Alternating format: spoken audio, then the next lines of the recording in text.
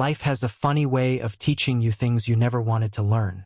Never thought I'd be here, writing out a story about a decade of marriage like it's some cheap therapy session. You think you know someone, don't you?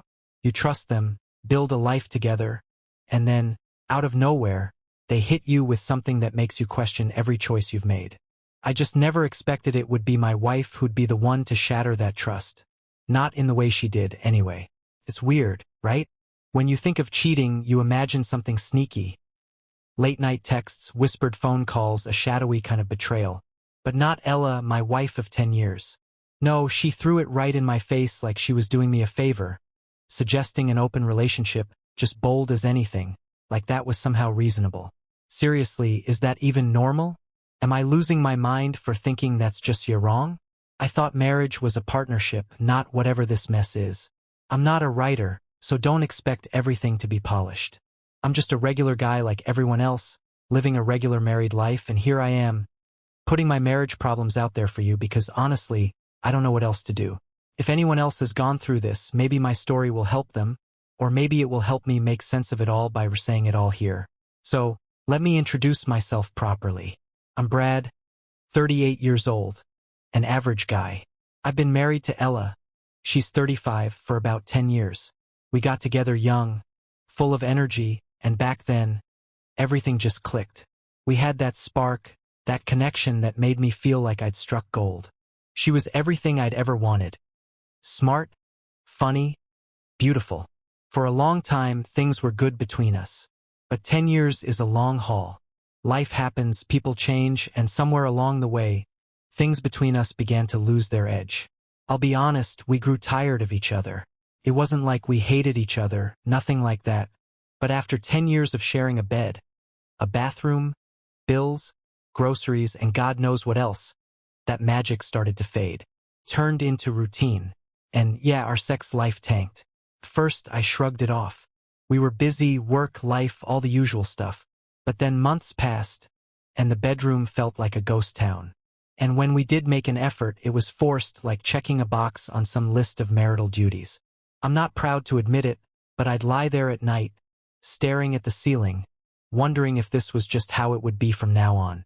I figured maybe we needed some help, so I suggested Ella see a psychologist. Maybe there was something going on that she wasn't sharing. Surprisingly, she agreed without much of a fuss, and I thought, okay, maybe we're finally going to tackle this. But no, those therapy sessions didn't do squat. If anything, things got even stranger between us. I don't know if she was actually talking to the therapist or just going through the motions, but whatever was going on in her head, it wasn't helping our marriage. In fact, things took a nosedive right after she started hanging out with Daisy again. Now, Daisy, don't even get me started. I never liked her. She's one of those free-spirited types who thinks she's got the world all figured out. Every time she's around, I get that feeling like she's silently judging us, thinking she knows better. She's divorced, which isn't a shocker if you hear her talk about marriage. To her, marriage is just an outdated tradition for people who can't stand to be alone. So, when Ella started spending more time with her, I knew something was up, just didn't think it'd lead to this. One night, after Ella had been out with Daisy all day, she came home, and I could tell right away something was off. She had this look, like she was trying to hide her nerves behind some fake confidence. Then she sat me down on the couch, all serious, and started with, "Brad, I've been thinking about our marriage. You know, when someone starts like that, it's never going to end well." My stomach dropped, but I tried to stay calm, to hear her out. And then she said it. She actually suggested we open up our marriage. My first thought was, is this some kind of twisted joke? But no, she was completely serious, laying it out like it was the most rational thing in the world. In her mind, this was a way to save us. She said it wasn't cheating because I'd know about it, who she was with, where she was going, like somehow that was supposed to make it okay. She threw around words like freedom and trust, as if that's what this was really about. I just sat there, staring at her, trying to process what the hell she was saying. My wife, the woman I'd built my life with, was sitting there, basically asking for my permission to sleep with other people.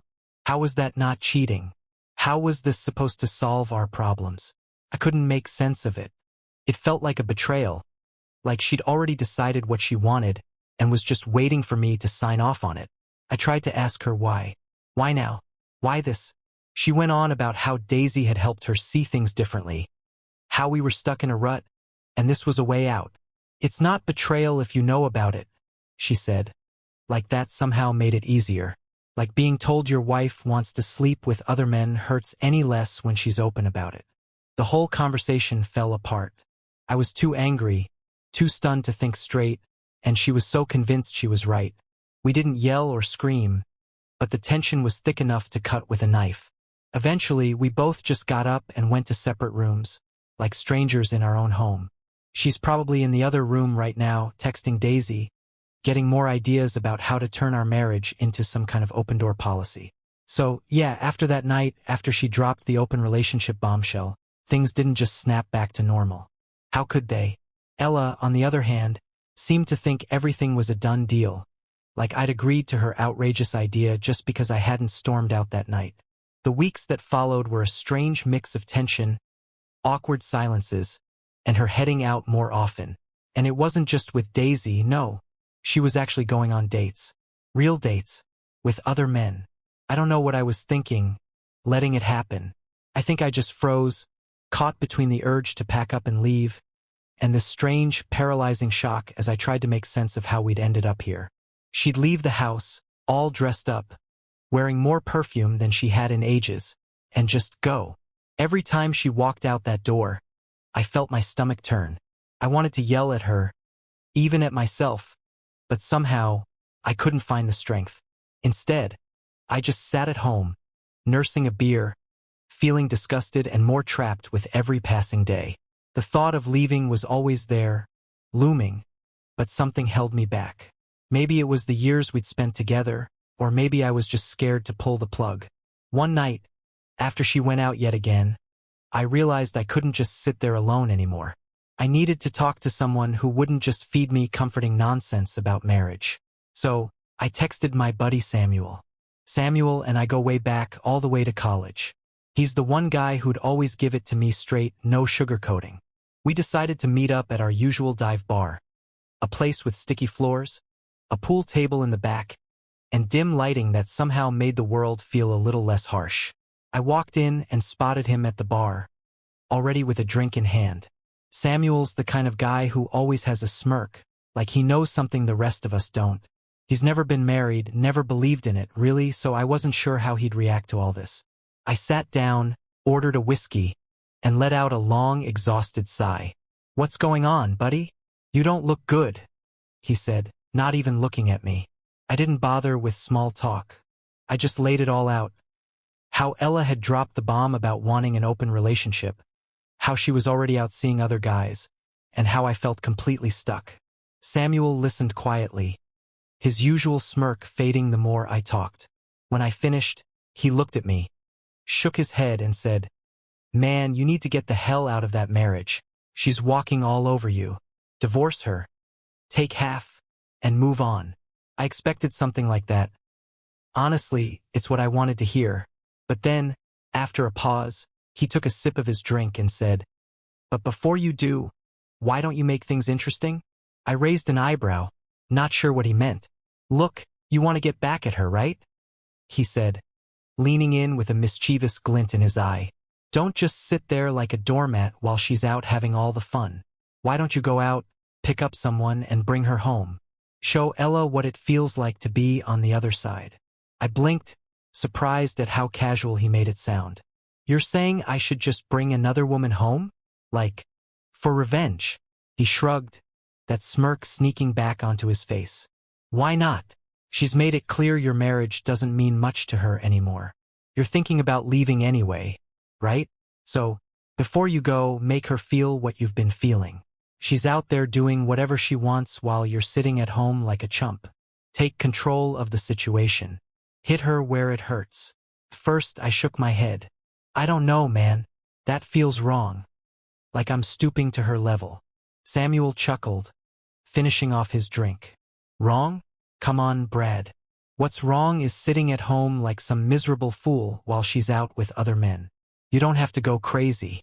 Just go out, have a good time, and show her she's not the only one who can play this game." I sat there, swirling the whiskey in my glass, letting his words sink in. The idea was nuts, completely unlike me. But at the same time, the thought of showing her how it felt, of seeing her reaction, was tempting.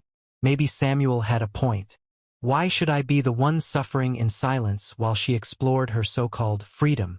If she wanted an open relationship, maybe it was time to show her exactly what that looked like. I sighed, finally downing the rest of my drink. All right, screw it. Let's do this. Samuel grinned, looking like he'd just won the lottery. Now you're talking.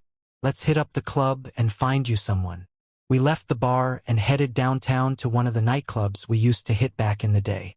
Not exactly my scene anymore, but tonight wasn't about that. Tonight was about taking back some control, about proving a point. The club was packed, lights flashing, music pounding, and people moving everywhere. It felt like stepping into a different world. A world where all the frustration and resentment of my marriage didn't exist. I wasn't thinking about the past 10 years with Ella or her open relationship idea. For once, I just wanted to forget. Samuel and I went straight to the bar, ordering shots, tequila, whiskey, whatever they had. It didn't take long for the alcohol to kick in, softening the edge of anger and disappointment I'd been carrying around. And then I saw her. She was stunning. The kind of woman who catches your eye even in a dark, crowded club. Tall, brunette, with a tight dress that left nothing to the imagination. I watched her for a moment, trying to muster up the nerve to approach. After a few more drinks, I didn't need an excuse. I pushed through the crowd, leaned in, and threw out some half-sober line that I can't even remember now. But none of it mattered. She smiled at me, and that was all I needed to keep going. We started dancing, just two strangers enjoying the night, but the more we drank, the closer we got. Her hands were pressed against my chest, my arms wrapped around her waist, and soon, it felt like the whole club had faded away. The lights, the crowd, even the loud music all blurred together. I didn't care about anything but being in that moment with her. Before I knew it, we were kissing, and for the first time in months, I felt alive. It was messy, reckless, but I didn't give a damn. She pulled me closer, and I felt the heat building between us. One thing led to another, and soon we were slipping off the dance floor, weaving through the crowd toward the back of the club. We stumbled into the men's room, laughing like a couple of kids sneaking around. As soon as the door closed, she pushed me against the wall, kissing me hard, and I couldn't think about anything else. We didn't waste any time. I mean, it was a club bathroom, it wasn't exactly a romantic setting. But that didn't matter. I was completely caught up in the moment, in her, and we just went for it, right there. When it was over, we just stood there, catching our breath as reality slowly crept back in. She looked at me with this satisfied grin, fixing her hair in the mirror. And that's when something clicked in my head. An idea that, in my drunken, angry state, seemed like the perfect way to get back at Ella. I turned to her, leaning against the sink, and said, "You know, my wife just asked for an open relationship." Her eyes widened, her eyebrow arching. "Wait, you're married?" I nodded, smirking a little. "Yeah, but that's not the interesting part. She suggested we start seeing other people."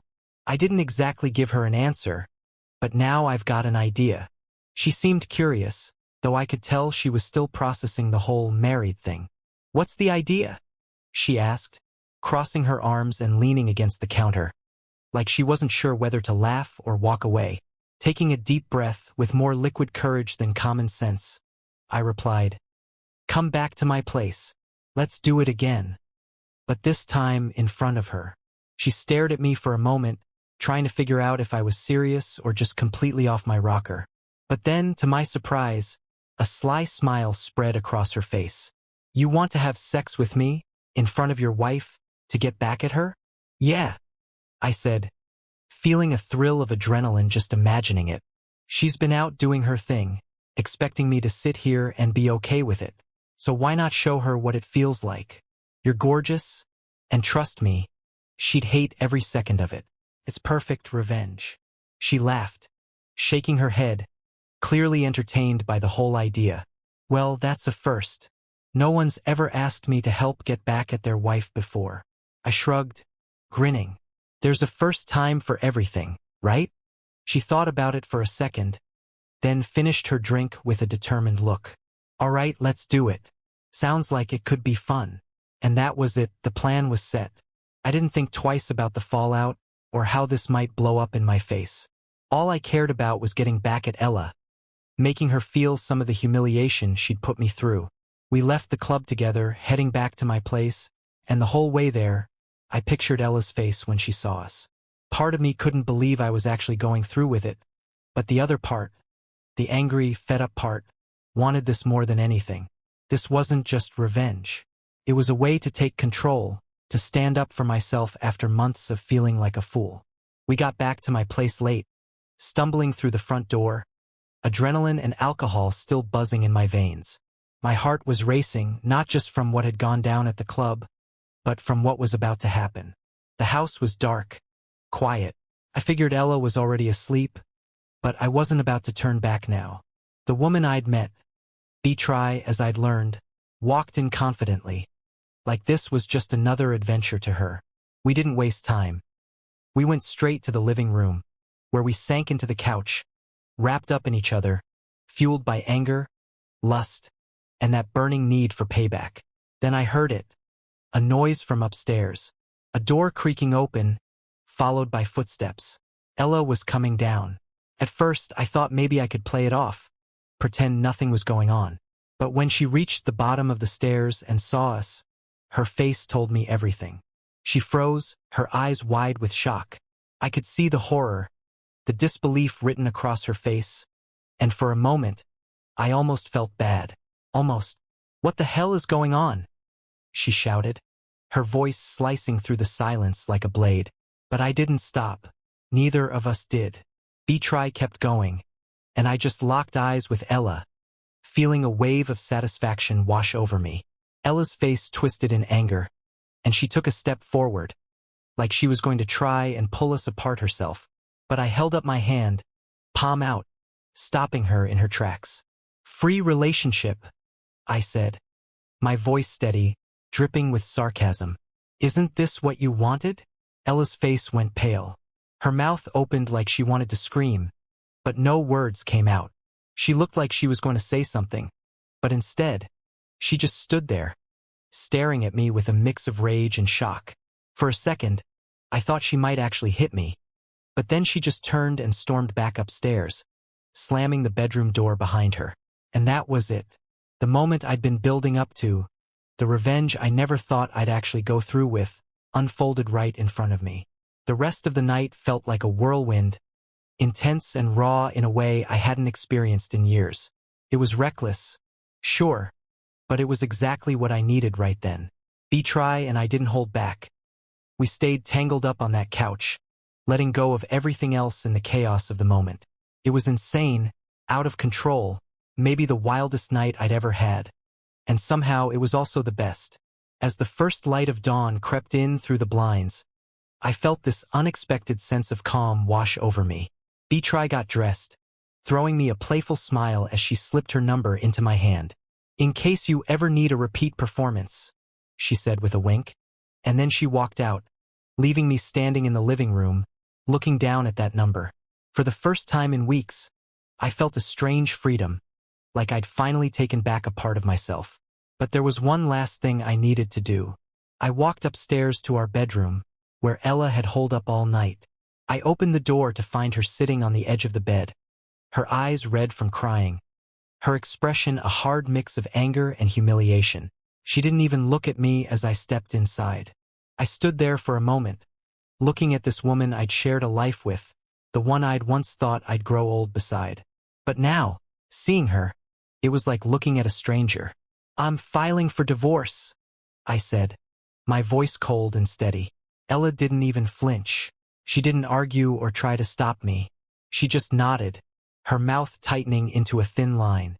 "Good," she muttered, barely above a whisper. "I'm happy to agree to that." There was nothing left to say. No fight, no pleading. I turned and walked out without looking back, feeling the weight of the past decade start to lift off me. It was over, and I was more than ready for a fresh start. The next morning, I found myself sitting at the kitchen table nursing a hangover and trying to wrap my head around the whirlwind of the past 24 hours. The divorce, the insane revenge, the fact that my life had just exploded overnight. All of it was catching up to me. But amidst the chaos, one thought kept creeping back. Betray. She'd left her number, and for some reason, I couldn't stop thinking about her. After staring at my phone for what felt like ages, I finally dialed her number. Maybe I just needed some sense of normalcy after all the madness, or maybe I just needed to see her again, to talk without the weight of revenge hanging over us. I didn't really know, but I dialed, and after a couple of rings, she picked up. "Hey, it's Brad," I said, feeling a little awkward. From last night. There was a brief pause, and I could almost hear the smirk in her voice. "Yeah, I remember," she replied, sounding amused but also a bit hesitant. "What's up? I was wondering if you wanted to grab coffee or something," I said, running a hand through my hair, feeling embarrassed. Actually talk, without everything else. She laughed softly. "Coffee, huh? After last night? That's a bit of a shift." "Yeah. Well," I muttered, feeling the embarrassment creeping in. "Last night was something else. Figured we could, talk like regular people for a change." She paused for a moment before answering. "Okay, coffee sounds good." We met up at a small cafe near my place, somewhere neutral, where the craziness of the last day could feel like a distant memory. When she walked in, I couldn't help but feel a little strange about it all. We'd hooked up in a club bathroom and then, well, what happened after was its own level of crazy. Not exactly a standard way to meet someone. Now here we were, sitting across from each other, both a little awkward, avoiding eye contact and pretending the coffee was more interesting than the elephant in the room. Finally, Betray broke the silence. "So, that was an interesting night," she said with a small, sheepish smile. I nodded, chuckling awkwardly. "Yeah, that's one way to put it. I'm not usually that guy, "Neither am I," she said quickly, taking a sip of her coffee. "Honestly, I wasn't even supposed to be there. I just kind of ended up at the club by accident." "By accident?" I raised an eyebrow, curious. She sighed, leaning back. "Yeah, my boyfriend, well, ex-boyfriend now, dumped me a few days ago. We'd been together for a while, and then out of nowhere, he tells me he's moving to another city and doesn't want to try long distance. So I went to the club to blow off steam to get my head straight. And then, well, you know the rest. I hadn't expected that. I'd assumed she was just there for a good time. But hearing her story made me feel a bit guilty. It wasn't just a wild night for her. It was a way to escape, just like it had been for me. We were both running from the messes in our lives. "Sorry to hear that," I said, meaning it. "Breakups are rough." She gave me a little smile, though it didn't quite reach her eyes. "Yeah, they are." There was a quiet moment, and I figured it was time to be honest about my side of things. "I told Ella I'm filing for divorce," I said, watching her reaction. Her eyes widened a bit. "Really? That was fast." "Yeah, I guess last night was the final straw," I admitted, running a hand through my hair again. I couldn't keep pretending it was fine. She's been going out, seeing other guys, and I don't even know why I let it go on this long. But after last night, after what we did, I knew there was no going back. "It's over." She nodded slowly, absorbing what I just shared. "That sounds complicated." "That's one way to put it," I said, echoing her words from earlier. "It's a mess, honestly. We were together 10 years, and then out of nowhere, she drops the whole open relationship thing on me like it's no big deal. I guess I should have seen the signs, but I didn't. And now, here we are." Betray looked at me thoughtfully, her expression softening. "I get it. Sometimes you don't see things coming until they hit you square in the face." "Exactly," I said, feeling strangely understood. For a moment, we just sat there, a quiet understanding settling between us. We sat in silence for a moment, each of us lost in our own thoughts. I hadn't known what to expect from meeting Betray for coffee, but I certainly hadn't expected to feel this strange sense of connection to her. She wasn't just some random girl from the club anymore. She had her own story, her own pain, and somehow we'd collided at just the right, or maybe the wrong time. I felt something stirring inside me, a kind of sympathy, or maybe even something more. I didn't know how to label it, and honestly, I wasn't ready to say it out loud. Part of me was still in shock over everything that had gone down, while another part was scared to admit that I might actually want to see where things could go with betrayal. So, I kept my thoughts to myself, sipping my coffee and stealing glances at her, wondering if she was feeling the same. The divorce process is almost over now, and I can't describe the relief. It's like this massive weight I've been dragging around is finally lifting off my shoulders.